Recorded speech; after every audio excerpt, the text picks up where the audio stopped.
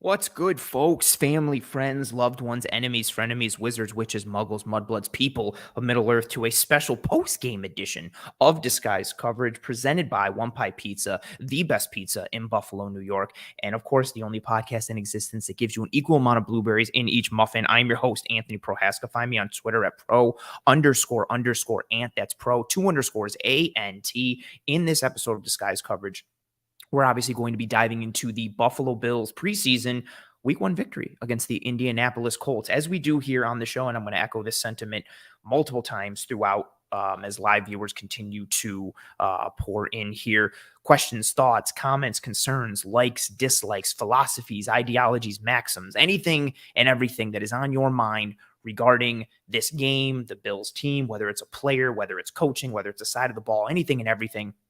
Feel free to put them into the chat here. I like to make the show as engaging as possible here on Disguised Coverage, but especially for something of this nature when it comes to the post-game pieces where people are usually riding high with either thoughts or emotions or analysis. So anything and everything that you got, throw it up into the chat. Again, make it as engaging and interactive as possible as we go through several pieces of this entire team and this entire game. Again, the Bills beat the Indianapolis Colts, continue to do well in the preseason under Sean McDermott and the squad. I'm going to go through and grab some of the comments here already.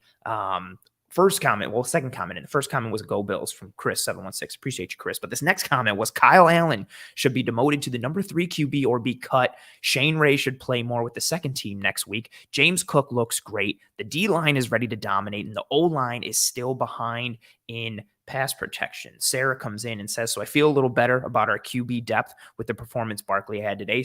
Matt Barkley looked good. I made a joke about cutting Josh Allen and promoting Barkley to QB1.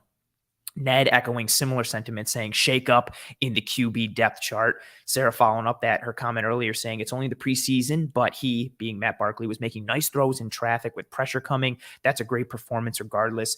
I think Steve Tasker hit it on the broadcast with how Barkley operates when he's really cooking. Like sometimes it's genuinely impressive. Again, it's against third stringers and third teamers, and we know what he is at this point, but he doesn't have a rocket arm. He's not that person who can be late with his progressions or late with his reads. He has to be on time and accurate with his processing, with his decision-making.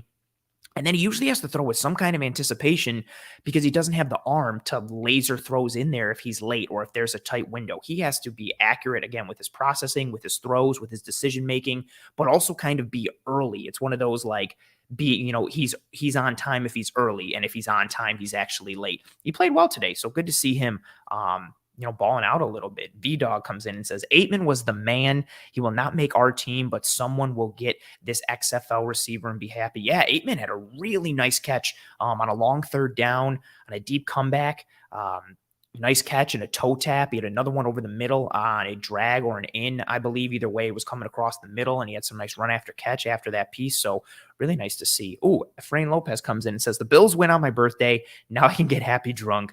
Let's go. Very fair. Very fair. JG coming in and saying, I thought Dorian Williams looked good with an exclamation point. The upside is there. We're going to dive into the linebacker competition as we get through the defensive side of the ball. This is a really good comment here from Tim. Tim saying Barkley executed well and gave some young guys a chance to show what they can do. That's a huge piece when you are in the preseason and you're looking at what the quarterback is doing as the trigger man for the offense in the preseason. Josh Allen obviously not playing today. So you're sitting there with Kyle Allen. You're sitting there with Matt Barkley.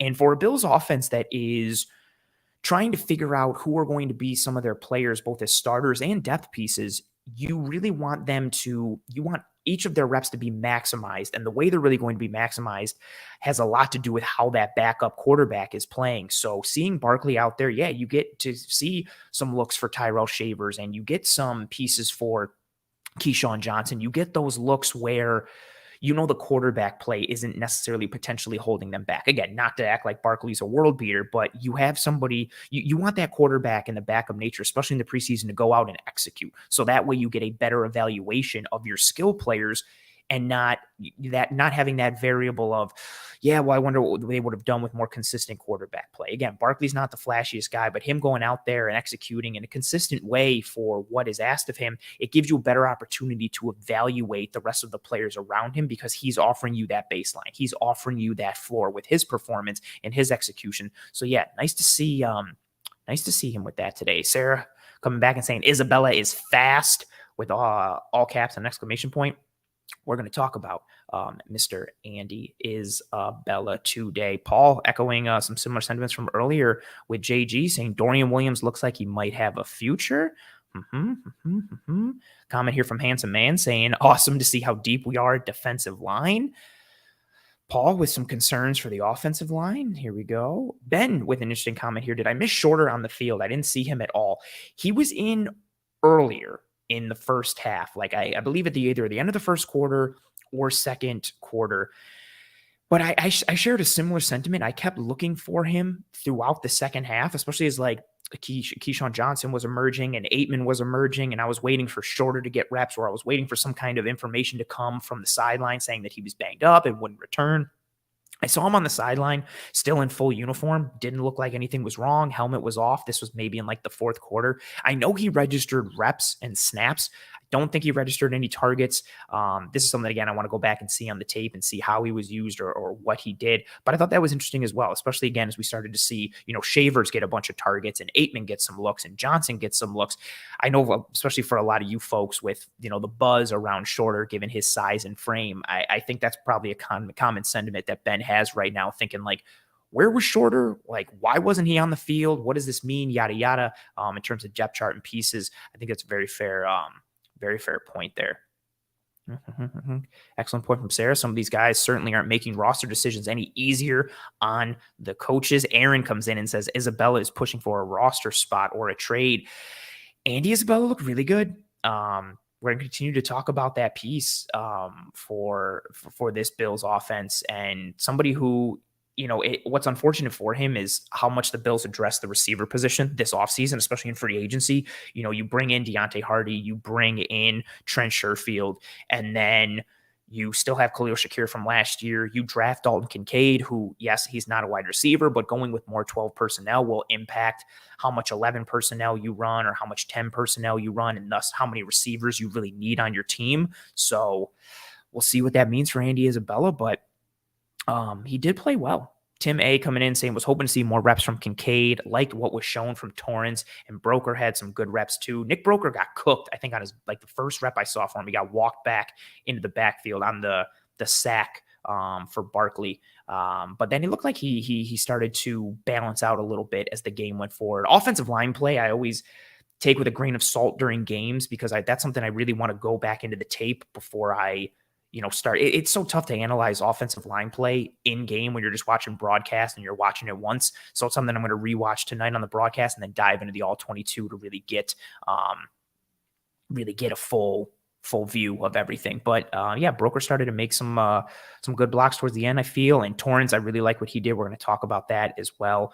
Jordan says, I personally don't like when Dane Jackson plays well, only because I want Elam to start. As soon as Dane had that pick, I kind of thought that would be a common sentiment amongst Bills Mafia and fans with how many people have been banging the drum for Kaiir Elam. So let's get into it. Let's start to talk. Let's start right there. Let's start with the defensive side of the ball. And again, questions, thoughts, comments, concerns from whatever you folks got in the chat, keep throwing them up into the chat. I want to make this as engaging as possible, whether it's you folks with one another in the chat, whether it's with me. I will bring up as many comments and questions and thoughts as I physically possibly can. Super chats, of course, always get priority because I respect the monetary donation, and the color pulls me away from my notes and really attracts me to start getting things going. But again, thank you all for being here. Drop a like on this video if you have not already. Likes are the lifeblood of live streams and videos here on YouTube. They significantly impact the algorithm. So if you would be so kind, please, please, please, and thank you, drop a like on this video. It goes a long way towards again, myself and the entire team and channel trending and getting in front of more eyes and ears. So if you like this content, please, please, please drop a like on this video. Now, let's start with the defensive side of the ball. We'll start with the defense, and then we'll work our way to the offense. We're going to start with that corner 2 position. Dane Jackson gets an interception on the first series for the Buffalo Bills. Bills bring a blitz from the slot. Saran Neal comes off the edge, heats up Anthony Richardson a little bit. And from a Colts perspective, I don't know if McKenzie didn't make the read, whether he was kind of supposed to sit, maybe bubble out, or kind of hit the flat. But Richardson gets heated up a little bit, slings it, overshoots that slot piece a little too much. And Dane Jackson is there. Oh, I got to stop. Your boy Lettuce comes in. Thank you very much for being here. And for the super chat, says common Dorsey tight end usage, parentheses sarcasm. I like where you're going. I appreciate that you said sarcasm, because I definitely would have been like, dude, already? Like, come on. We can't do this. But I appreciate you. Well done. Yeah, so let's keep talking about the defense here. That was nice. Well played. Dane Jackson has that interception. What was nice about that interception piece for Dane Jackson, his eyes are in the backfield. He's reading the quarterback. He sees the route from the slot and is reading Richardson. Instead of continuing to sink, he drops, has his eyes on the quarterback, and he breaks on the ball. And he was in the right place at the right time. I'm not going to sit here and say he made this amazing play and what a tremendous interception, but I think that interception kind of highlights what Dane Jackson is, which is he's responsible, he's smart, he's usually in the right place at the right time. And that's what the coaching staff likes about him. And on that play, that interception, he gets rewarded because, again, he's reading the quarterback, he's reading the route distribution, he's in the right place at the right time. Granted, that interception doesn't happen if Anthony Richardson doesn't sail that throw a little bit, or put, maybe a little too much gas on it and put it over Isaiah McKenzie, or put it over that slot receiver. But nonetheless, he was in that right position because of his fundamentals and because of how he operates. He could have kept sinking. He could have been undisciplined, but he plays with that technique, eyes in the backfield, breaks on the ball. And usually those guys who have, good luck and the ball bounces into their arms, or they're usually those guys who get interceptions off deflections and things like that, or guys who get interceptions off of overthrows. It's usually because they're in the right place, whether it's because of hustle or because of their ability to read the play and what's happening. So again, that's an error on Richardson, and he creates that interception, but Dane Jackson profits off of it because of being in the right place at the right time. And Roy says a similar piece. You're saying that pick that Dane had was thrown right to him, but at least he was in the right place. And that's the piece, right? And that's what continues.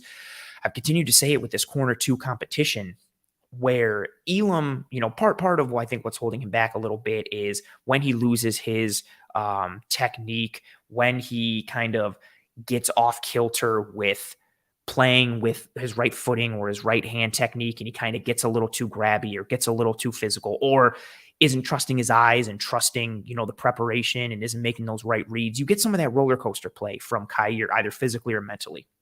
And I think you see some of that with Christian Benford as well. Dane Jackson's whole thing, again, he's not the biggest, he's not the strongest, he's not the fastest, he's not the most athletic, but he's comfortable in this scheme because of the scheme that he comes from at the University of Pittsburgh, playing under Pat Narduzzi. So it may help him to translate well to this defense. And he's just responsible. It's very similar, albeit he's a different type of player than Levi Wallace. It's similar to the whole Levi Wallace conversation, where your corner two isn't sexy, and maybe he's not the most coverage versatile piece that you have, and this guy that you can allow to do zone and do man and press and off and do all these things, right?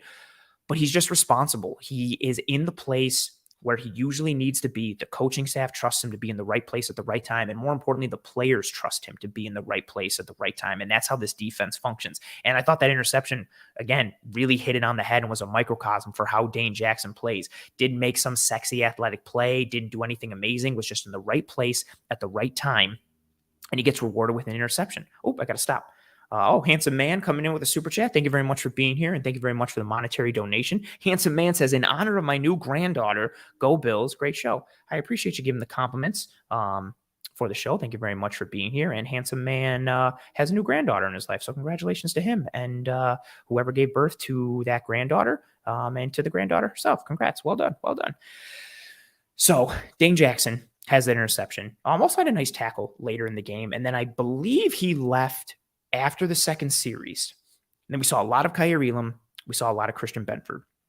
We'll start with Elam because I know he is a bit of the hot button topic. I'm seeing it come in the chat a lot already. Some people saying Elam is too handsy. Some people saying that the call on him was a bit ticky-tack, yada, yada.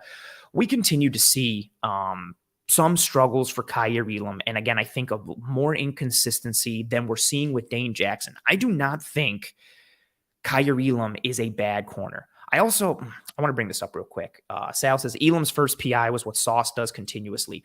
I continue to see these comments about how Sauce is just as grabby as Kyer Elam, but he doesn't get called and he doesn't get called. And everybody cites, the grab on Gabe Davis at the end of that Jets game at MetLife as a big reason. Like Sauce never gets called. Sauce never gets called.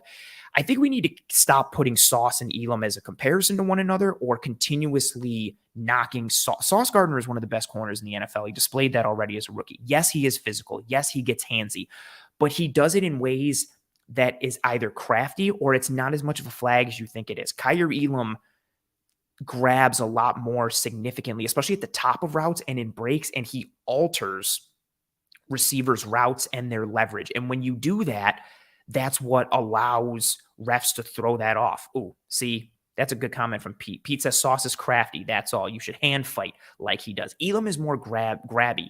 Sauce is crafty with his hand usage. The best corners will get physical with you, especially at the top of your route. They will find a way to get you off center. They will find a way to throw off your timing and your rhythm, but there's ways to do it. There's a difference between just bowling someone over versus kind of stepping in front of them and looking back for the ball and leaning on them a bit and kind of pushing them off their route versus, again, just bowling someone over. Same thing with being grabby. If you're going to grab someone up high, it's usually going to get called. If you turn someone, if you yank someone, if someone's running a deep comeback, like what happened on Elam's first PI, and they break down and they go to come out and they can't because they get leaned and pulled like this, it's usually going to get called. That's why you usually want to stab that hip. You want to grab the hip. You want to watch the hips. You don't want to get your hands up top. And even that Elam PI call, that first one, he was in really good position. He read the route. He was watching the hips. It was like when the receiver broke down, he stopped trusting his technique and his feet, and he reached and he got grabby. Instead of kind of just breaking down and putting his foot in the ground and coming out of that break, he got a little grabby and literally got his hand right either on the jersey or a bit in that shoulder pad and pulled. And this is something that goes back to last year for Kyer Elam. This is something that apparently is happening again in camp this year where he is very grabby.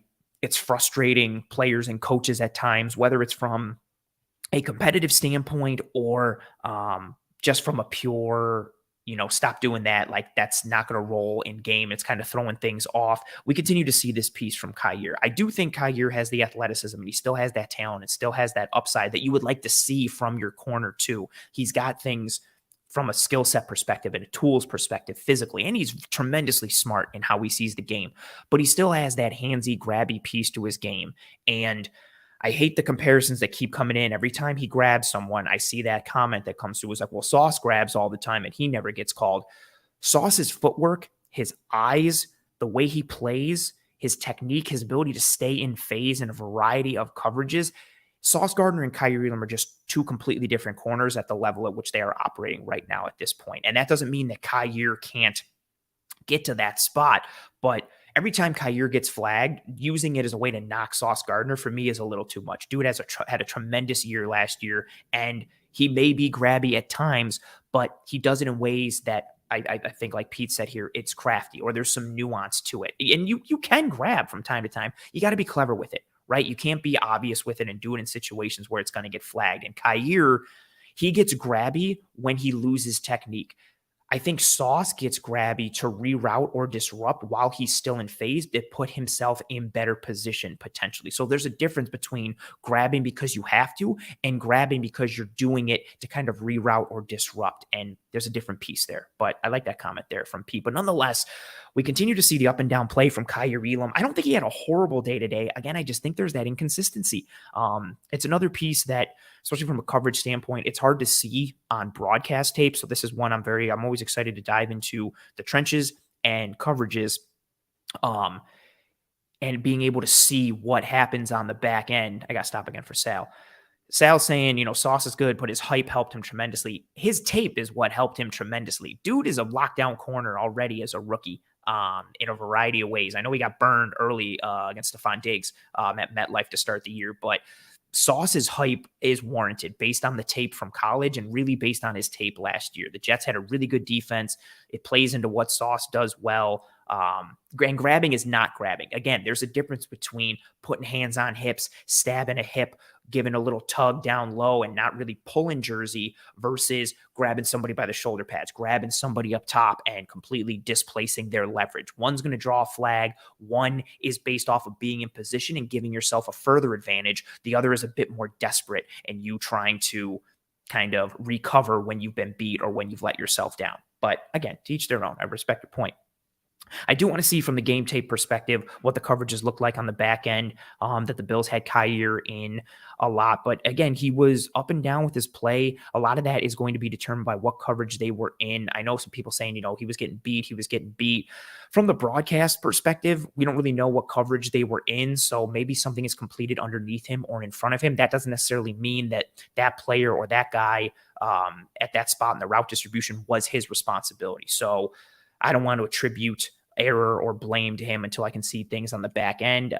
He did have, again, that PI call. Also drew an offensive PI, I think against Michael Pittman, because of his physical play, and Pittman pushed off a little bit more. Drew that flag there. Also had a nice tackle on a piece I thought fit the run well at some points. But again, I think this game was a good representation of what Kaiir has been to this point. You see the talent, you see the tools, but you're getting some of that mercurial play. You're getting some of that inconsistency. And who said it? I think John Butler said it, Bills DB's coach. Maybe it was, I think it was John Butler earlier in camp here. He talked about, being in the right place at the right time. Oh, and Dean Marlowe echoed it. That's who it was. Dean Marlowe. Myself and Eric Turner had Bills safety Dean Marlowe on the Cover One film room with us a couple weeks ago. And Marlowe said it. He talked about Sean McDermott's defense. Marlowe was talking about it from a safety's perspective, but it also applies to the corners. Marlowe was talking about how in Sean McDermott's defense, you have to be in the right place at the right time. And the coaching staff needs to trust that you will be in the right place at the right time. And then also, by extension, the players have to trust that you're going to be in the right place at the right time. Your safeties need to know, like, okay, if this happens and I think my corner is supposed to be sitting at 10 yards, he needs to be sitting at 10 yards. You need to be able to have that trust and faith in your peers on this defense and in this defense. And I think we're seeing some mental lapses still at times from Kaiir, but you're also seeing those physical lapses, the grabbiness. And again, I think that first PI call, I think that was PI or holding, however you want to go about it, but he was in good position. He had displayed good technique. He was right there in phase. He just lost at the catch point. He lost at the top of the route. And it just seemed like whether he didn't execute or didn't trust his execution or technique there, and he reached out and got grabby. Again, this is all hindsight, but all he had to do was break down, plant that foot, and come out of the break. Instead, he took one too many steps, grabbed, pulled, and he got himself flagged.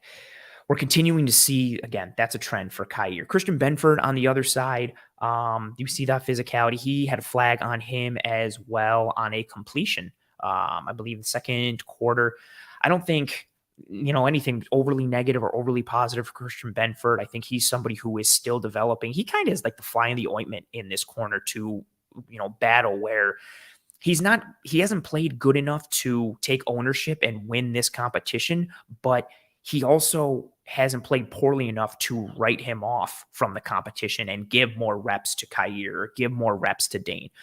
We got a significant chunk of Benford and Elam playing together in this game, much like we did last year in the preseason, seeing what they both can do. And again, I want to look at things from a back end perspective from the tape to really see what this game looked like for all three corners in this battle. But Dane Jackson's interception, again, it's not because of great athleticism or, tremendous size or speed. It's just because he made a good read. He was in the right place at the right time. And that's because of how he plays the game mentally and his understanding of the system and understanding of what happens in front of him and how to read the route distributions and act accordingly. And plays like that are going to continue to put him in contention for this spot because he's responsible and he does the things that the coaching staff likes, which is play with reliability, offer you that high floor, and be that player that you can trust to be in the right position at the right time, versus Kaiir and even Benford giving you more inconsistency in their ability to read the game or their ability to make plays, or even their ability to, in Kaiir's case, to not get a little grabby and draw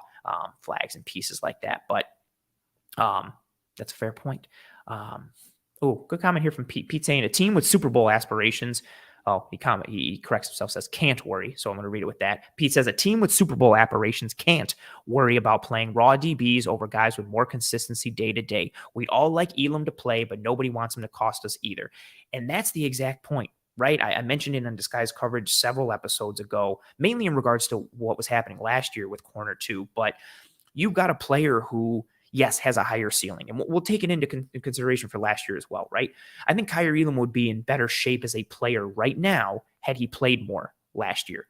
So there's the long-term benefit of playing him more as a rookie last year in 2022. But there's also part of the short-term risk in playing a player who maybe isn't ready and making yourself potentially vulnerable in the short term in 2022. And that's the point you're at. Like, right? We all, I think, majority of Bills fans and people who cover the Bills, you want Kaiir Elam to be that guy. He's got the tools, he's got the traits. And based on the investment that was made into him, a first-round pick that the Bills traded up for, you want that player to work out. He's scheme versatile. He allows you to do so much in theory. You want him to be the guy. I think the Bills coaching staff wants him to be the guy. The Bills aren't sitting there not playing Kaiir Elam because they don't want to play Kaiir Elam.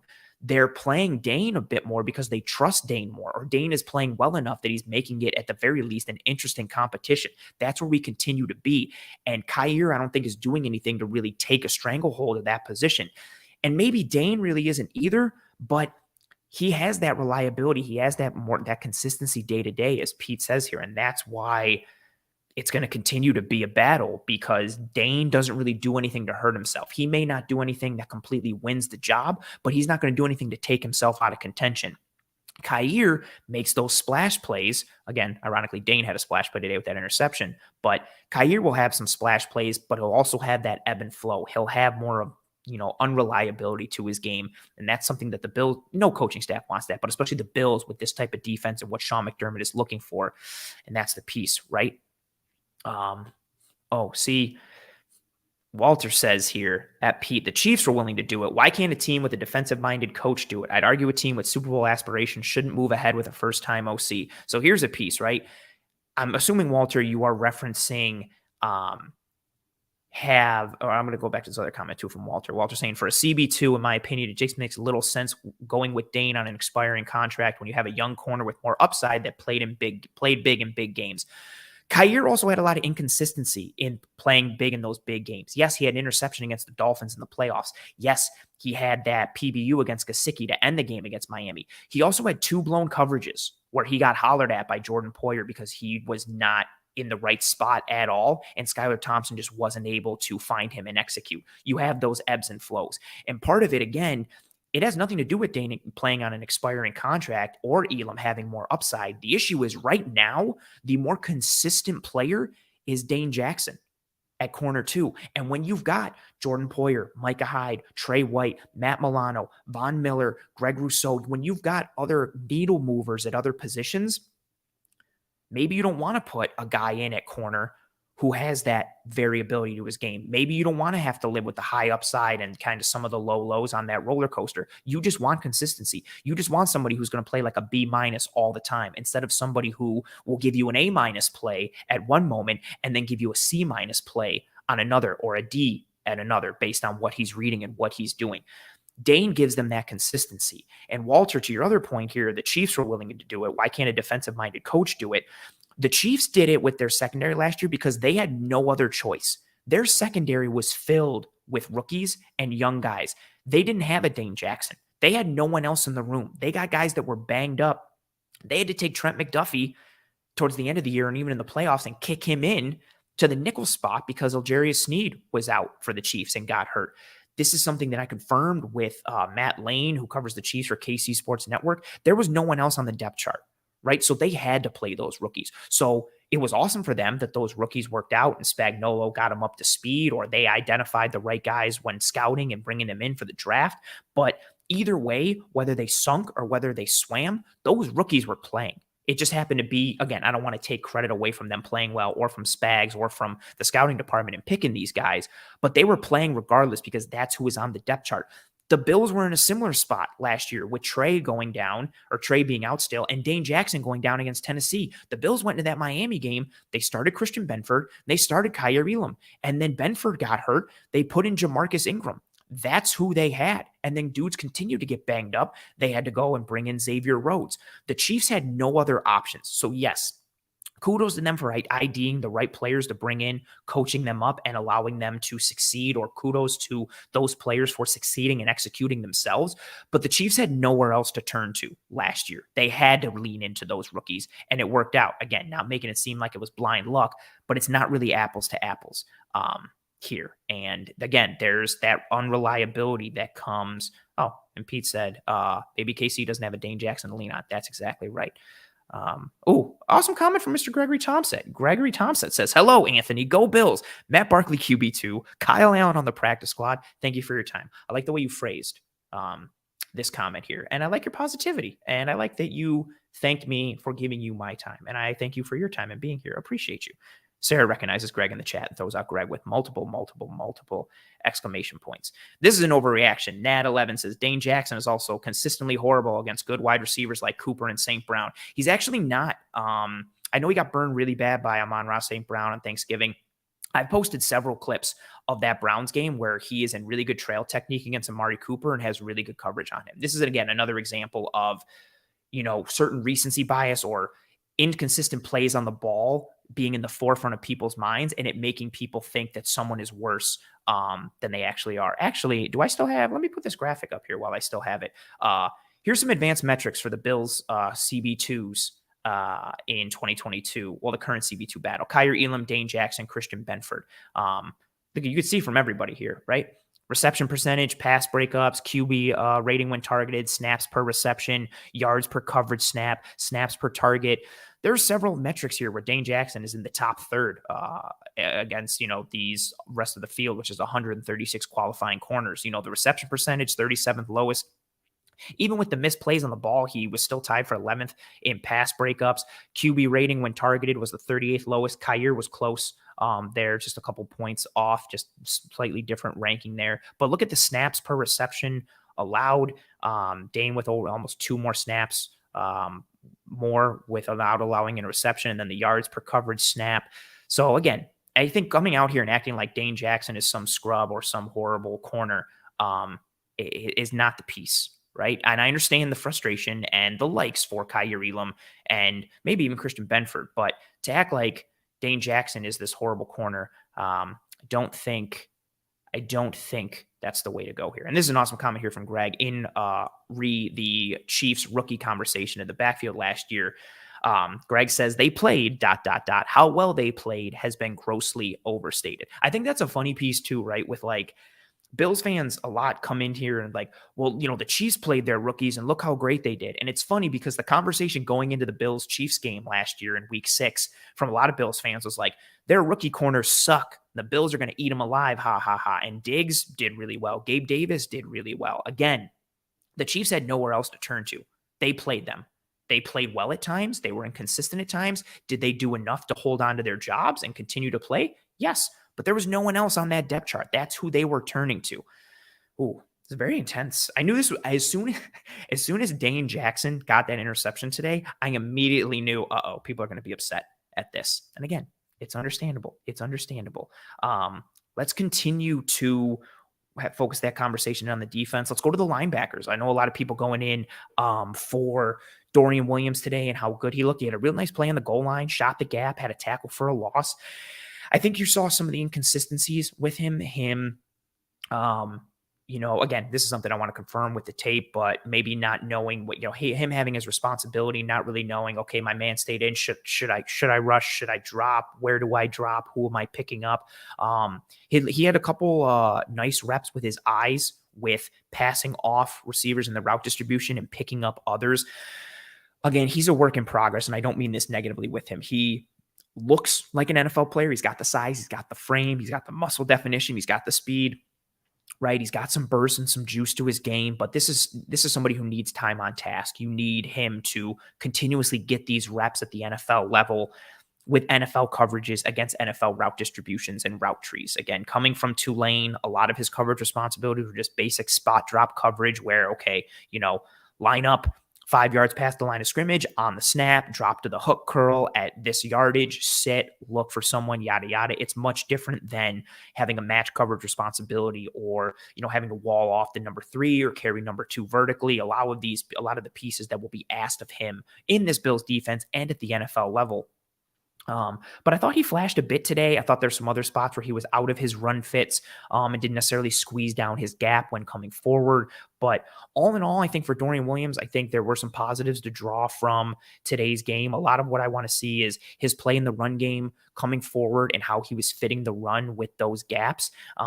And then also from a coverage standpoint, what coverages the Bills were playing on the back end, what were his responsibilities, trying to decipher, I should say, those responsibilities, and thus trying to assess his execution, his responsibility on those plays. I do think what was nice is he made some, plays downfield. Granted, on big runs or big gains where he did make some tackles. You see the long arms coming in. You see the speed and the athleticism tracking a little bit for him. So he's somebody, again, who I think is a work in progress. JG comes in and says, how does he get those reps that he needs? A lot of it for him is going to come in practice, unfortunately, and in the preseason, obviously. Like he's not going to get starters reps because he represents too much of, I think, of a vulnerability right now. Again, I think he's somebody who long-term, you like him more potentially than Tyrel Dodson or even Terrell Bernard, but he's somebody right now that doesn't give you that confident baseline if you are projecting him as a starter right now in the NFL, which again, I think is fine. He's on a different timeline. I know he's a 3rd round pick, and there are teams that get immediate contributions from their 2nd and especially 3rd round picks in the same year that they were drafted. I don't think that's the same across different teams. He's somebody who is a bit more of a work in progress, and that's okay, right? I know we'd all like an answer to the linebacker competition right now. I don't think this game did anything to answer that question or settle that debate potentially.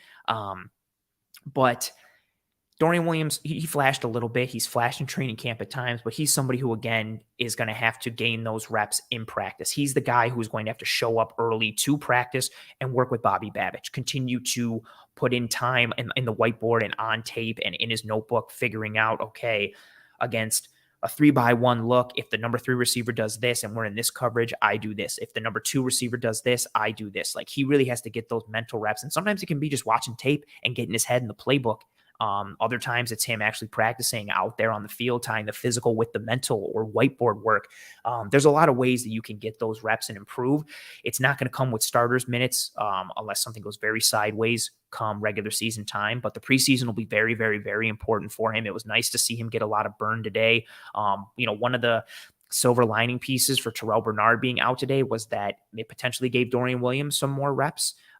Even though Dorian looked to be with like the 2nd or 3rd team guys throughout camp. So we'll see what things look like going forward for him. But again, more time on task given how raw he is coming out from Tulane, but we'll see. The rest of the linebacker spot, again, no Terrell Bernard today, which I'm really disappointed in. I really wanted to see the difference between him and Tyrel Dodson, but we unfortunately did not get to see Terrell Bernard today due to a hamstring injury, I believe. I know it was soft tissue. I like this comment from Sarah who says, I think McDuffie was the corner we were going for in case he swiped him. I also believe that as well, and that also hurts my heart. I loved Trent McDuffie coming out. He was my corner 3. I had him a tier ahead of Kyer Elam. I would have loved Trent McDuffie.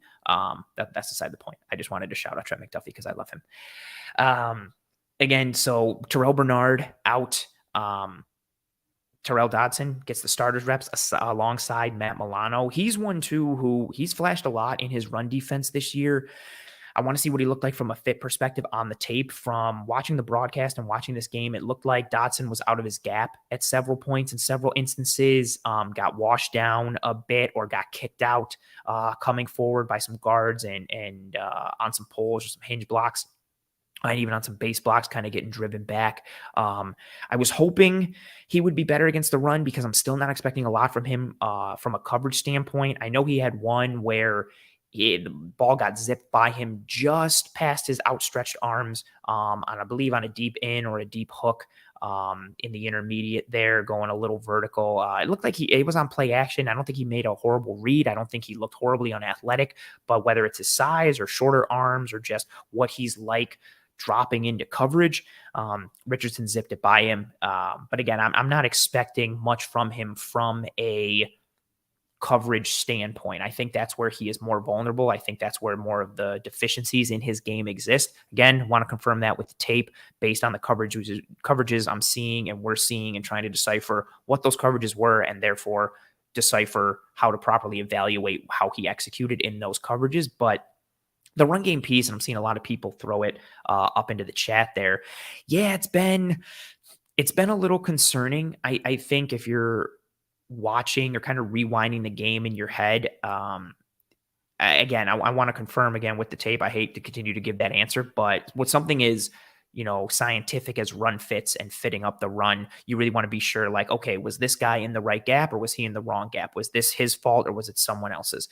And you just didn't really see him making those plays. I thought for a guy who was, shot the gaps at times and played a little bigger, he was getting blocked. He was getting picked up. He wasn't in the right place. He just wasn't making plays, right? And I think, some of the comments coming in saying Dodson was invisible or him looking poorly against the run. Or, even JG coming in saying Dodson has the reps and he's looked like a backup. I think that's more the concerning piece. Like, I think Terrell Bernard has the best chance to mitigate the loss of Tremaine Edmunds. But I think this position, regardless of who plays it, is going to be one that will be heavily scrutinized, because we'll see. And this isn't, to say that Edmunds was perfect, but I think we're going to see a stark difference between what Tremaine Edmunds offered the Bills defense in that role versus what whoever is going to offer the Bills in that role in replacing him. Handsome man is smart. He gets it. He says 316 watching. Hit the like, guys. Come on. Please, please, please, and thank you. Likes are the lifeblood of these streams and these videos. So if you are enjoying this content, or if you love the Bills and you're excited that they won today, please, please, please, and thank you. Drop a like on this video, whether you're watching live or watching later. Please and thank you. I appreciate you folks. Yeah, so I don't think this linebacker spot is anywhere close to being settled, unless if Bernard's injury is a bit long-term, if he doesn't get to play in that preseason game next week, if he misses a bunch of practice time, I think, the position goes to Dodson. Great comment here from Roy saying, we'll miss Edmunds, but he wasn't worth $18 million a year. 1,000%, Roy, you are spot on. So if Bernard's injury is longer term, I think that kind of shores up the spot for Dodson. If Dodson starts, I expect to see more dime linebacker stuff from Taylor Rapp.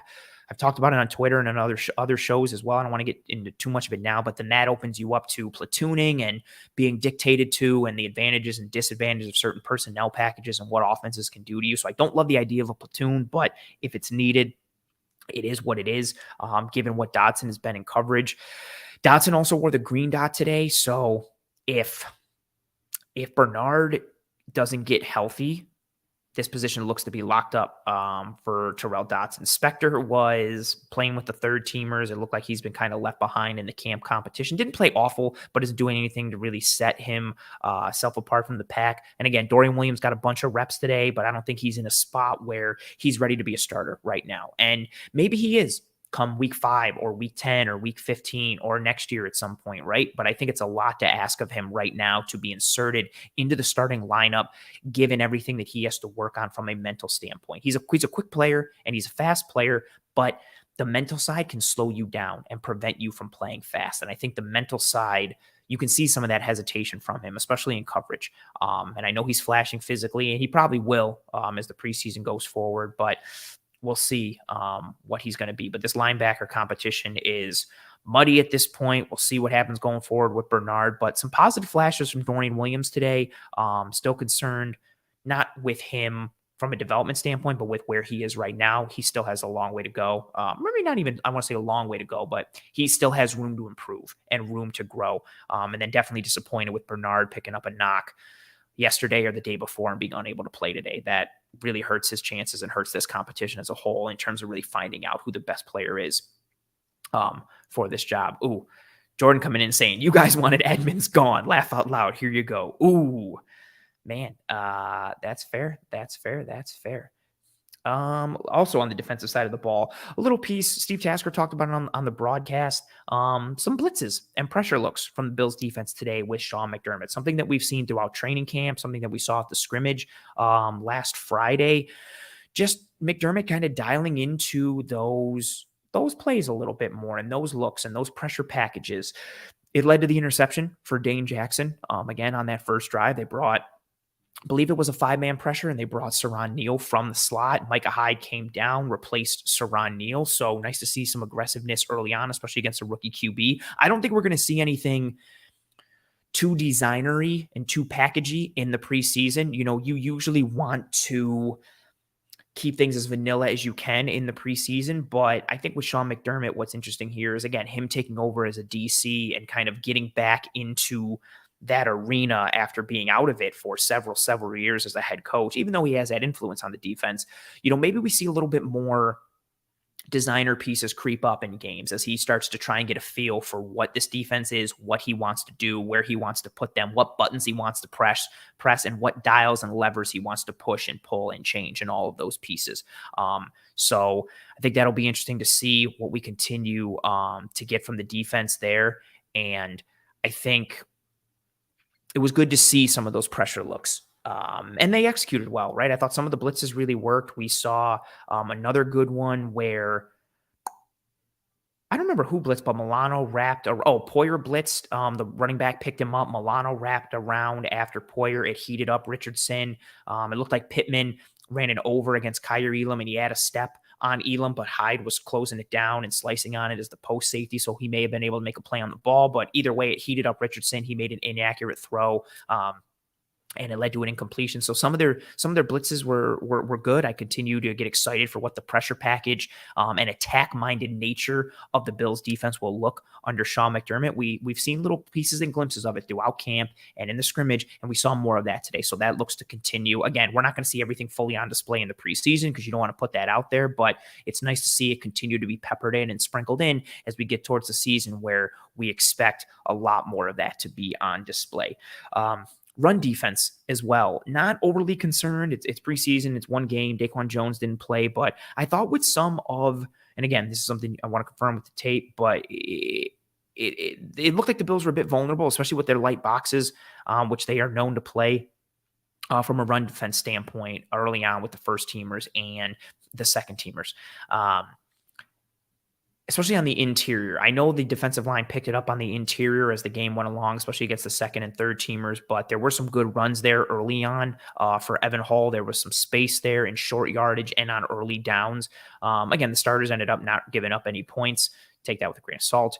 But something to monitor. Again, if you are going to be a team that plays with too high safeties or plays with light boxes or plays nickel defense as your base defense, or plays all three of those things in conjunction with one another as the Bills do, you really need to be stout on the interior and in the spine of your defense, especially against the run. You're going to get gouged and make things hard on yourself and easy on the offense. So I think that is something to continue to watch, to continue to keep an eye on.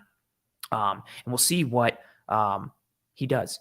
Or what the defense does, I should say, going forward. Again, I thought it kind of sorted itself out a bit, but that's always something to keep an eye on, right? We talk about it from the Bills offense perspective, running against light boxes, running right at teams, and the bind that it puts defenses in. Seemed like that happened a little bit to the Bills in this game. I think it was part of what Sean McDermott was frustrated about at halftime when he said the fundamentals were off.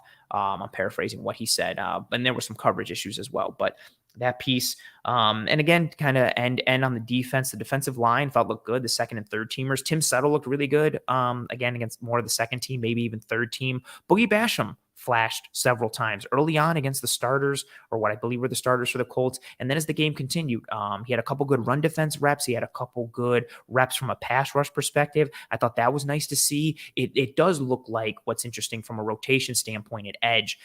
Epinesa came out a little after Rousseau. We know Greg Rousseau was a starter on this team. Floyd got maybe a series or two. He came out. And it looked like Epinesa came after that. It looks like as of right now, AJ Epinesa is kind of that cutoff for the tiers for the edges. Like we know what Von Miller is. It looks like Von, and then you got Rousseau and Floyd, and then Epinesa looks to right now from a rep standpoint and usage standpoint in this game today and what we've seen in camp and in the scrimmage.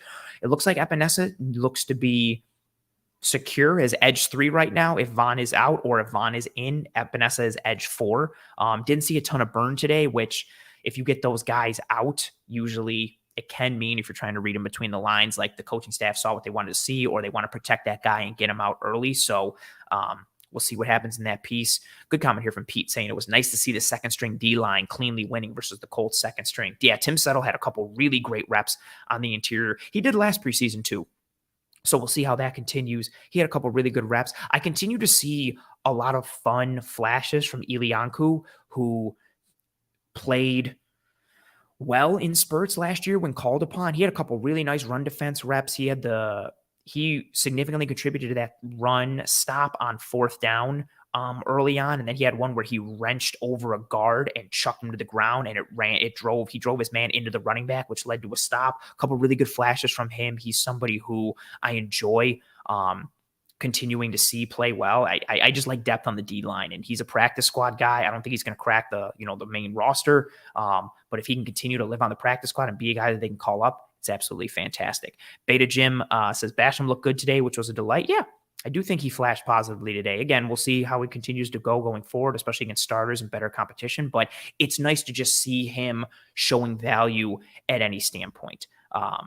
For what he's been at this point, which has been inconsistent, and you don't really know what you have. You don't really know what you're going to get offered from him at times. So nice to see him playing with some consistency, rep after rep, down after down, series after series. Chris says, I thought Epinesa started today. He did.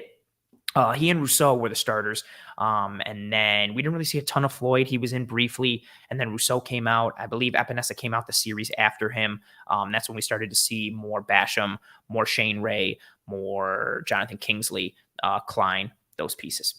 And the rest on the defense, overall, as I take a drink of water here, definitely want to continue to see what the corner 2 battle looks like.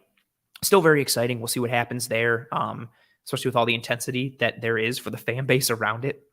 And the linebacker spot, right? We'll continue to see what trajectory Dorian Williams operates on and lives on. See what happens with Bernard.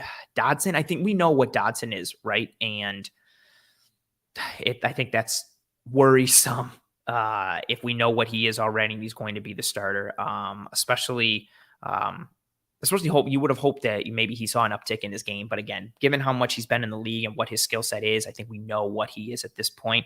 So we'll see what happens with the linebacker spot. The defensive line rotation continues to be fun. Poona Ford had some good flashes today, so good to see him getting some work as he starts to work in that rotation. And yeah, we'll see what happens. But I thought the defense played well. In spurts today. There were some inconsistencies from a coverage standpoint, especially when they added in some blitzes, some guys looking lost on the back end, both early on and late, and then some of the run defense pieces early, but that's things that the tape will confirm, and I'll be diving into that as the weekend goes forward and posting a ton of that on Twitter. So if you want to see that, follow me on Twitter at pro__ant. That's pro, 2 underscores, ANT. Oh, awesome. Chris coming in. Thank you for being here, Chris, and thank you for the super chat and the kind words. Chris says, thanks for the endless great coverage. Cover one. I appreciate you. Thank you very much for being here and the kind words. That's awesome. Thank you very much. Really appreciate that. That's super cool to see and to hear. Now, let's flip the conversation to the offensive side of the ball. Before I do, I'm going to mention the sponsor, One Pie Pizza, the best pizza in Buffalo, New York. Online menu can be found in the episode show notes, whether here on YouTube or whichever podcasting app or platform you are listening to this episode on. Sweet sauce pie, great cheese to sauce ratio, cup of char pepperoni. If you get veggies or other toppings, they dice them up and sprinkle them evenly across the whole pie. They make their own blue cheese. They work a lot with the city of Buffalo and the community in order to give back to a variety of charities and nonprofit organizations for a lot of great causes. So when you get One Pie Pizza, you're not only treating yourself and your taste buds, but you're doing some genuine good for the community. They're really good people making a really great pizza and a really great product. So go get yourself some One Pie Pizza. Again, online menu and address and phone number and all that stuff can be found in the episode show notes, whether here on YouTube or any one of the podcasting apps or platforms you are listening to this show on now. Oh, see, Andrew gets it saying one pie with all the pizza emojis. Yes, it is absolutely the best. Beta Jim coming in with one more defensive comment saying, I love the aggressive blitzes, lots of corners and safety pressures. Yeah.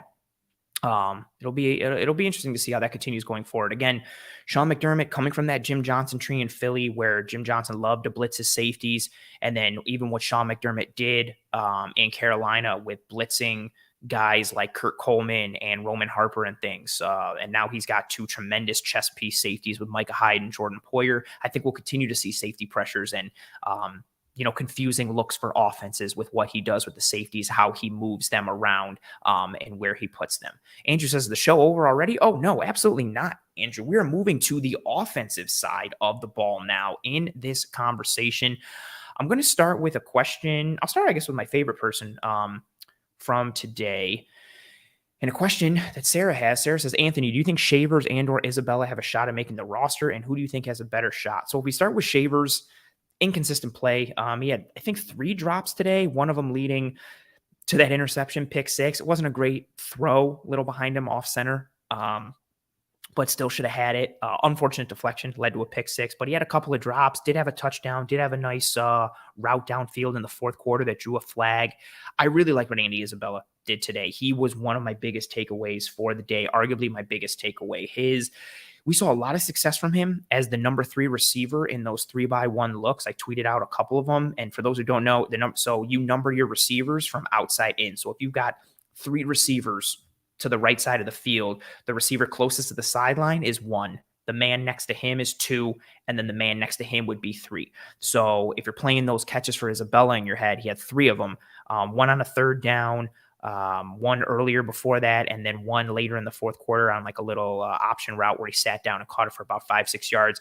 Him being that number 3 receiver in those looks, it means he's usually going to get matched up on a linebacker, and he put guys in the blender today, whether linebackers, whether safeties, or nickel corners. His pacing, his suddenness, his decisiveness, his sharpness, his body language, he looked real precise and real clean with his route running. Again, it was against more second team and third team, maybe even some fourth team dudes, but he was winning consistently. He was getting open. He was creating separation. I really like what Andy Isabella did today. I think right now Isabella has a much better shot than Shavers if we're just going off of the day today, especially with Isabella's ability to function in the return game as a returner. But either way, it's going to be tough. I mentioned it earlier.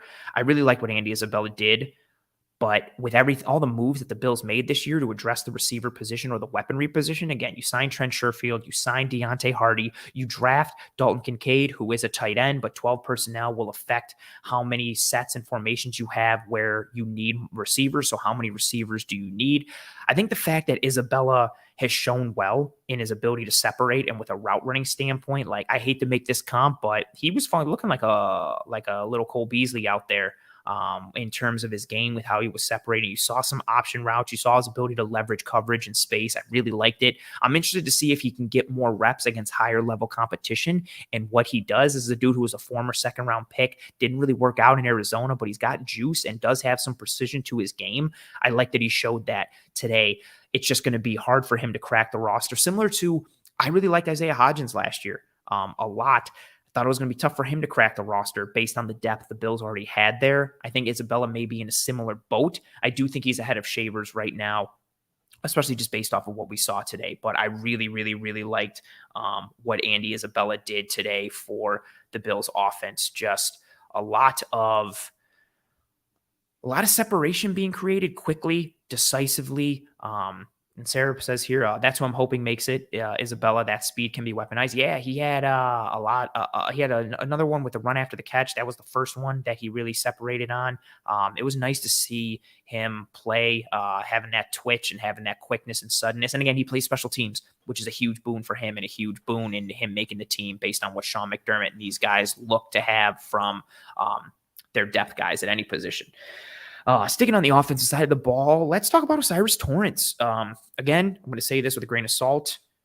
I want to hold hard or concrete evaluation for games in the trenches, and along with what I do on the back end from a coverage and secondary perspective until I see the game tape, until I see the all 22.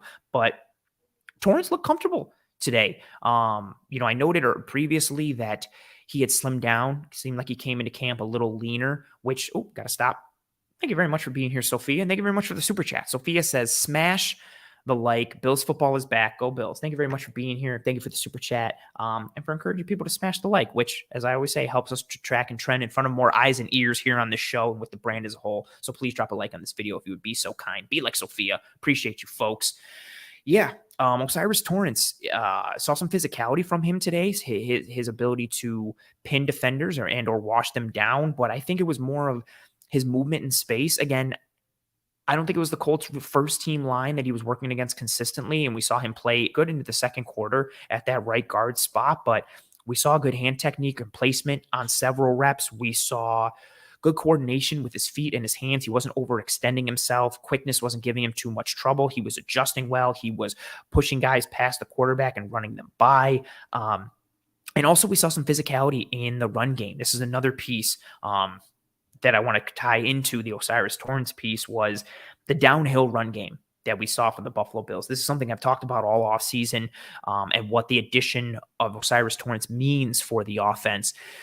He's a different type of interior lineman than the Bills have had previously, especially looking at the guys towards the top of the depth chart, right? Like Mitch Morse and Ryan Bates and Connor McGovern and David Edwards, at the guard spot. These are guys who are more movement guys. They are around 305 to 310 pounds. They're guys you want to pull. They're guys who you want to get out into space. They're guys who you want to use their athleticism, their movement to their advantage. Not saying that Torrence is unathletic or doesn't have that movement, but he's got a different skill set. He's more of a people mover. He creates vertical displacement in that run game. You want him going forward. He's a people mover. He's more of a mauler, which I was interested to see how he'd live in that world, given what it looks like how much weight he dropped versus what I saw firsthand at the Senior Bowl and what he was on tape at Florida. But we saw that people moving ability. We saw that downhill piece, especially on the first drive. The Bills really ran at the Indianapolis Colts. So seeing more of those downhill runs, whether it's, a gap run or specifically, more inside zone or more duo or ISO, just getting right downhill, moving people out of the way, being physical, being forceful, instead of having more, zone runs that are more athletic and more, everybody kind of moving in unison and the running back chooses their own adventure type of deal. O'Cyrus Torrence gives you a different skill set on that offensive line and a different type of mentality. And you put him on that right side with, Spencer Brown. Can't believe I blanked on it. He and Spencer Brown had a couple nice pieces today with some double teams and getting some guys off the line and reestablishing the line of scrimmage in their favor and creating some vertical displacement. He and Spencer Brown could be a really fun tandem from a run block perspective on the right side of that offensive line. So I liked what I saw from Torrence today. I'm excited to get into the tape and see what really happens, or really happened today when I do a full evaluation. But as of right now, initial reaction, a plus day for O'Cyrus Torrence and a good rookie debut for him as he saw work with the first team and second team at right guard. And again, another awesome piece for the downhill run game. In addition to that, we saw some 12 personnel pieces, but being effective in the run game. That first touchdown for Cook, it was 12 personnel with Trent Sherfield in there, and he motioned and was right hipped off of Kincaid and Knox into the boundary there. And we saw Kincaid do just enough to wash his defensive end and wash his man inside. We saw Knox climb to the second level and get the corner, and we saw Sherfield kick his man inside, which allowed James Cook immediately to see the outside was open,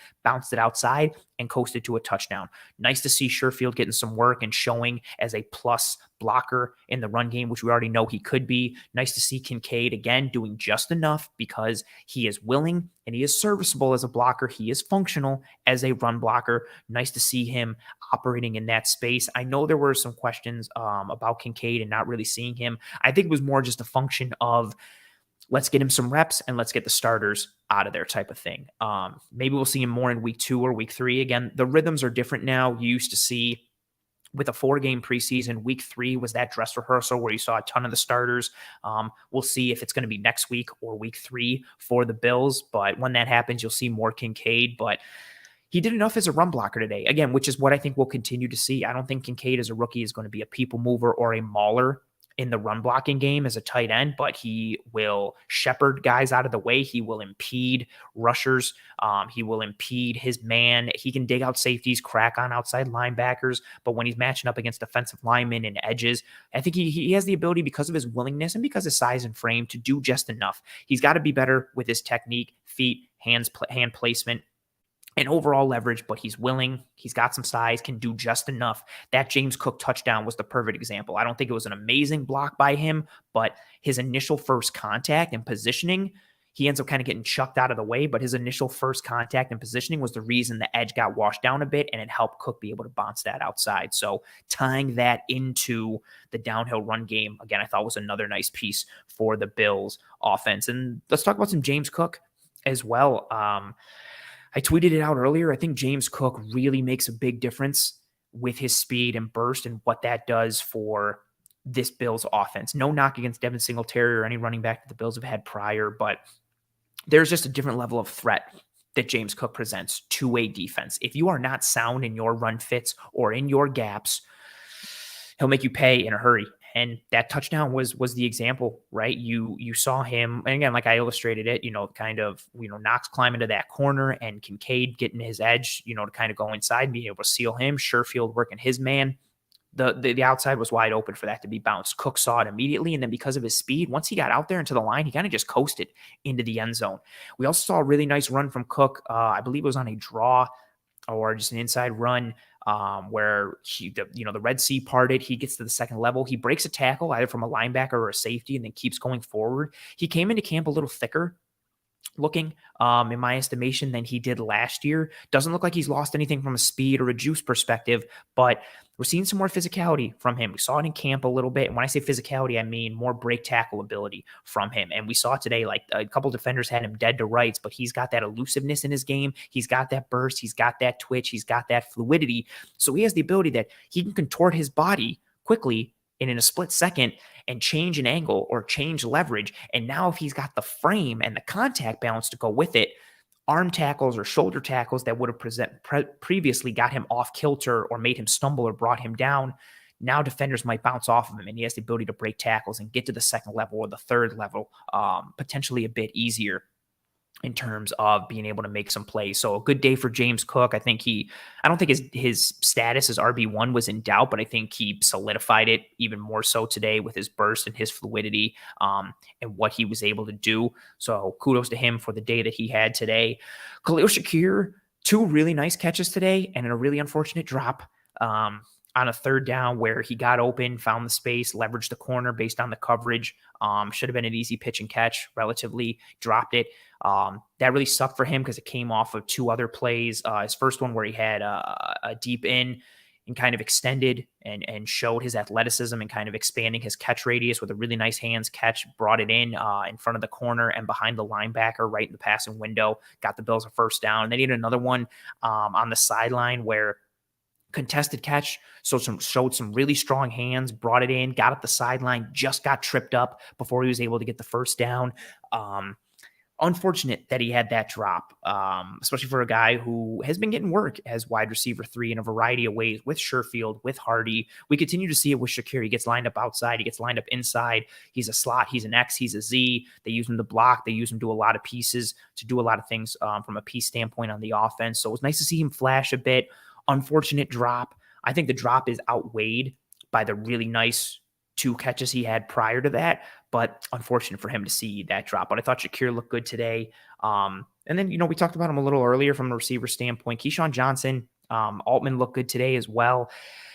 Shavers flashed, but he also had several drops. I think it's going to be tough for those guys to really crack the roster given what the Bills have from a depth standpoint already there. And then even with what Andy Isabella has done. So the wide receiver room has a lot of competition from a depth standpoint and who's going to make the team, who's going to make the practice squad. This will be a fun position to continue to watch in games, whether it's with the second team or third team, because you got guys who are really having to gun and do everything that they can to try and crack this squad because there's a lot of competition and a lot of depth at the wide receiver spot for this team. So that'll be a fun one to continue to watch. Also, shout out Latavius Murray, who does not look like he's been in the league for a significant amount of time. The wheels and the tires look rejuvenated and fresh. He had a nice catch and run today. He had a couple really good runs from a bigger yardage standpoint, kind of guy who is going to fall forward based on his frame and based on his run style.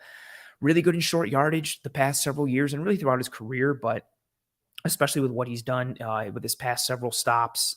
Noted it in training camp. I noted it last week at the scrimmage, just his ability to convert on third and short, his ability to convert in the red zone and on the goal line. But you're seeing just more bigger plays from him. He had a really big catch and run the other day in practice at camp. And nice to just see him kind of thriving out there in a backup role behind James Cook. No Damian Harris today. He tweaked, I believe it was his knee. several days ago in practice. So no Damian Harris today, which means more reps for Latavius Murray. And he showed well. He has shown well all camp, showed well in the scrimmage. We'll see what that means. If Harris, who's been banged up a bit at his time in New England, especially last year, if Harris can't shake that injury piece and Murray continues to look good, we'll see what that means for RB2. But either way, whether it's Murray, whether it's Harris, it seems like the Bills have a nice complement to the skill set and style of James Cook as RB1 with whoever they have as RB2 or RB3. And it's nice that both are vets, especially Latavius Murray, who's been around a lot. He's seen a lot. He's smart. He has vision. He understands what his role is and what the responsibility is on each play. Like to see what he did today. So shout out to Latavius Murray on the offensive side of the ball. And then we'll see what happens to the rest of the offensive line from a depth standpoint. I want to see what Questenberry looked like. I want to see what Brandon Shell looked like. Looked like they both got threatened a bit around the arc, around their edges at times, but QB was able to step up and evade and avoid, which is still a win for the offensive linemen. So I want to see what they look like because I am worried about the tackle depth on this team. So we'll see what comes of their performances today. Again, I really want to see the offensive line. Trenches and secondary play is something that I hold out a lot of judgment or evaluation on, I should say, until the All-22 comes out and I can fully dive into it and really dissect it and break everything down and detail it accordingly to really figure out who was supposed to do what and then evaluate their performance based on their perceived responsibility or assignment on any given play. So we'll see, but offensive line didn't show any glaring holes or vulnerabilities today. Plus piece from Osiris Torrence. Spencer Brown had a couple really good run block reps. I don't even know how many he got in pass pro. I was so focused on Torrence, and then I eyeballed, again, Brown and Torrence working really well on a double team on that first drive. So nice to see what came from that piece. I think, again, that can be a really fun piece on the right side from a physical, nasty, people-moving standpoint in the run game. Spencer Brown and Osiris Torrence could be something at right tackle and right guard. But again, Ryan Bates is really good, rocking with the second team as center today, has the opportunity to start at right guard. We'll see what can come of that battle. I still think it's a battle at right guard, and we'll see what happens going forward with that. And anything you folks have as we start to not completely wind down here, but any questions, thoughts, comments, concerns, anything I did not touch on, anything that you loved, hated, or worried about, or excited about, start to throw that up into the chat now. I want to grab several pieces, if there are any from anyone, as we start to dip out and kind of wind down here on this Saturday evening now, after the Bills preseason week 1 victory against the Indianapolis Colts. I'm going to take a drink of water, see if some comments come through, and we'll go from there. Got a comment here from John Allen, is the next Elway. Butker doesn't look the same in my opinion. Yeah, he had a really bad rep where he at left guard, where he got beat on his outside shoulder quickly, decisively. Again, I want to see what he looked like on the rest of his reps, but that rep was an ugly one. And knowing what he's coming back from, we'll see what happens in that piece. Zachary King coming in and saying, I thought Mims looked great. Yeah, Mims had that really nice catch and run and a hurdle. It's going to be tough with these running backs, whether it's him, whether it's Evans. We saw it last year with Raheem Blackshear. Like, it's going to be tough for these guys to crack the lineup, especially, Cook, Harris, and Murray, or however you want to order them. Those are 3 solid guys who offer you consistency and a high floor. And James Cook obviously has the upside as well based on his skill set and his speed. So it's going to be tough for any of these kind of lower depth running backs to make the roster. But yeah, Mims had some flashes today. Shout out to him for doing that.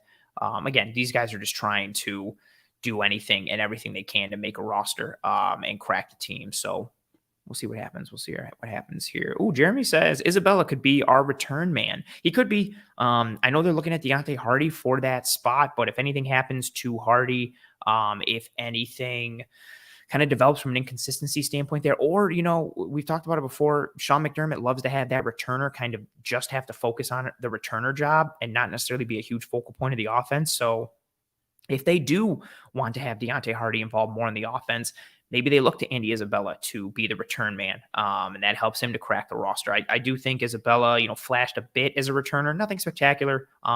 Nothing to really say, wow, that guy should be returner 1.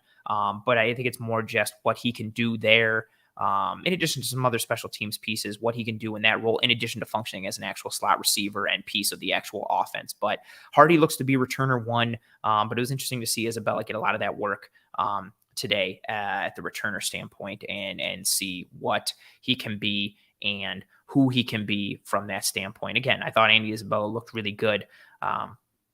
So we'll see what continues to happen there. Sarah coming in saying Bates can play either guard or center. I wanted to grab this comment just because it's something that I really like. The idea of Ryan Bates is kind of that super sub. Obviously, he wants to be a starter, and if he wins the job, cool. But I just love the idea of having a backup guy who can play both guard spots and play your center spot. Offensive line, it's so hard to have everybody stay healthy throughout the year, and having one guy who can play three positions at an above average level is a huge boon for this offense. So if Torrence wins the job at right guard, it's nice to know you have Bates waiting in the wings, or even if Bates wins the job at right guard, you have somebody who can fill in at center or left guard if anything happens. And then Torrence could maybe spot in there or slot into the right guard spot for Bates. So nice to see what Bates offers this team from like a chess piece perspective. Nicholas coming in and saying, what's your receiver depth lineup? Ooh, so we got Diggs, we got Davis.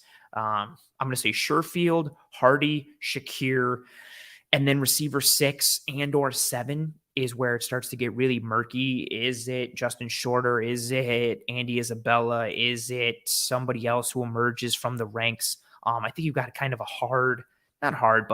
decently set 5, again, with Diggs, Davis, Sherfield, Hardy, and Shakir. Hope I'm not missing anybody there as I pull up more notes and pieces. But yeah, I think that's a solid spot. Again, yeah, Diggs, Davis, Hardy, Sherfield, Shakir, and then you see who is, how many wide receivers do they keep, right? A lot of it will tie into the return game and special teams in general, but do they keep 6 receivers? Do they keep 7 receivers? That battle for wide receiver 6, I think, is going to be real interesting. We know how much they like Shorter and what he offers from the special teams aspect, but it was interesting not seeing him really get much work today, and then how successful Andy Isabella was. So we'll see what that leads to in practice going forward, and then in the preseason game next Saturday. So we'll see what happens there from that standpoint. That's my depth lineup as of now. I think they probably keep 6. Maybe they keep 7 if something wonky happens from a special team standpoint, but I think you have a solid 5 that are kind of set. And then you'll see what happens at 6 and or maybe wide receiver 7. And then Nick follows that up and says, do you think we'll have 3 active roster tight ends and 6 receivers instead? You could. They like Quentin Morris, and you could roll with Knox and Kincaid and Quentin Morris, especially if you are going to go with more 12 personnel baked into a lineup. And I think that's where you could see the variation from week to week, right? Like depending on, again, who's on your practice squad and so on and so forth. But if they do want to roll with more 12 personnel, it makes sense to have 3 tight ends that you are confident in. Granted, you're not going to be as confident in Quentin Morris as you are Dawson Knox or Dalton Kincaid, but personnel usages and alignments will really start to affect how that roster takes shape. So I do think it's a possibility that you could see 3, active roster tight ends and 6 receivers. We know Quentin Morris can play special teams as well. So we'll see that piece, but I think it's a fair point. There. Sarah, I guess I missed this comment from Jim. Sarah says, Jim asked why we don't use Bates to fill in for offensive linemen who need a breather, and I'd like to know that too. You usually just don't want to mess with the chemistry like that from a breather standpoint. It's just not something you got guys who are in the flow of the game. You got guys who are loose and warmed up and who are really accustomed to what's been happening at that standpoint of the game, like what they've been running ahead of you, what your man has been doing. Again, it's really the flow of the game and the chemistry with your peers on that line. You don't want to start rotating on the offensive line for something that is, again, and I don't want to knock defensive line play by saying this, none of that is required on the defensive line, but you can rotate more bodies in on the defensive line because the assignments are a bit different and they're more attack-minded focus. On the offensive line, you need, again, just more chemistry, more feel and understanding for what's going on and that consistent baseline. If you start to rotate guys in and out, it's something that gets a little messy and gets a little wonky. So I think the idea of him being kind of like a super sub to fill in for dudes is fine, but kind of being like a rotating breather line change type of dude, I don't think that's really in the cards because it's not something that's really done. You want consistency at that position. Again, the offensive line as a whole, you want that consistency. You want that semblance of chemistry. In addition to feel and flow for the opponent and the game at that point. So you're not trying to sub anybody unless you have to really due to injury or something else happening. But good question. I think, I'm going to throw up the banner that says Toodles, folks. I think that's going to start to do it for us as we start to wind down here. I want to thank everybody who joined me on this episode. And before anybody leaves who is joining me live here, if you haven't already, please, please, please, and thank you, drop a like on this video. Again, it goes a sincerely long way towards helping myself and the entire team to track and trend in front of more eyes and ears and all that kind of stuff. To everybody who joined me live on this episode, thank you so much for joining me live. I say it all the time. Anytime I'm by myself, it's always awesome to have a bunch of live viewers here and the questions, thoughts, and comments, concerns back and forth with each other, back and forth with myself. It's nice to see all of that in conjunction with one another. Because it makes me feel like I'm not alone, which is awesome. So I appreciate you folks for joining me live here on this episode. If you didn't join me live, that's cool too. Thank you very much for your post-live view, listen, download, whatever have you. If you are watching live now or watching later, post live on YouTube, please, please, please, and thank you. Drop a like on this video. Again, it goes a long way towards helping myself and the entire team to track and trend in front of more eyes and ears. To any of the live viewers here, if there's a question that I did not get to or did not see or did not pull up, one, I apologize. Two, feel free to get at me on Twitter at pro__ant. That's pro_ANT, or leave your comment on the video here on YouTube. Once it gets posted, when we're done being live here, just go and add your comment as a question there, and I'll circle back and get it that way. To be able to answer anything and everything that's on your folks' minds. So feel free to do that as well. If you are listening on one of the podcasting apps or platforms, thank you very much for your listen there. Please rate and review and subscribe to Disguise Coverage, whether you're on Apple Podcasts, Spotify, whatever have you. Again, rates, reviews, subscriptions, genuine feedback. It's extremely appreciated for myself and the entire team. If you're here on YouTube as well, please subscribe to Disguise Coverage, to the channel as a whole, and to the Cover One brand, where we have you covered with tons of content every single day of the week in a variety of forms and fashions. So thank you, folks, very much for any and every ounce of support you give. Thank you very much for the kind words coming into the chat. Roy says, Ant, is there a film room next week? Yes, myself and Eric Turner should be here live Wednesday, 7 p.m. Eastern. For a film breakdown of this Bills versus Colts game. And then Disguise Coverage will be live again next Saturday as a post-game episode following the Buffalo Bills' next preseason game. And then you'll get that same thing for week 3 of the preseason as well. So Disguise Coverage, normally Tuesdays, 9 p.m. Eastern. The next several weeks will be a special post-game edition of Disguise Coverage following each preseason game. And then you should be getting regularly scheduled film rooms every Wednesday at 7 p.m. Eastern with myself and Eric Turner as well. Thank you very much for, again, the kind words. Thank you very much for you folks being here. Thank you very much for the super chats that came through today. Chris, Sophia, Handsome Man, your boy Lettuce, I believe. Thank you very much for being here in general and for the super chats and the kind words. Thank you very much for the kind words flowing in now. Again, if I didn't get to anybody's question, get at me on Twitter, leave it on the YouTube comments. I'll circle back and grab them that way. I apologize for missing it in episode or not being able to get to it. I appreciate you folks more than you will ever know. Thank you very much for your support in whatever form or fashion it comes in. Tell your family and friends and loved ones about how awesome this show is and make them watch it. If you thought the show was terrible, tell your enemies and try and make their day awful with this show and or myself. Be kind to one another. Take care of one another. I hope you and your family and friends and loved ones are all doing well and staying safe. Hope anybody who went to the game today enjoyed themselves. I will see you next Saturday, immediately following the Bills preseason game, for another live episode of Disguise Coverage, special post-game edition. I should see you this upcoming Wednesday, 7 p.m. Eastern, for a film room episode with Eric Turner breaking down this game. And until then, Godspeed. I appreciate you folks. Hit that like button on your way out or your way in, whatever form or fashion it comes in. Godspeed. I'll see you next week and midweek for the film room. And as always, go. Oh, and so shout out the sponsor one more time. One Pie Pizza, the best in Buffalo, the best in the business. Online menu, episode show notes here on YouTube or any one of the podcasting apps or platforms. Godspeed. Take care of one another. Be kind to one another. And as always, go Bills.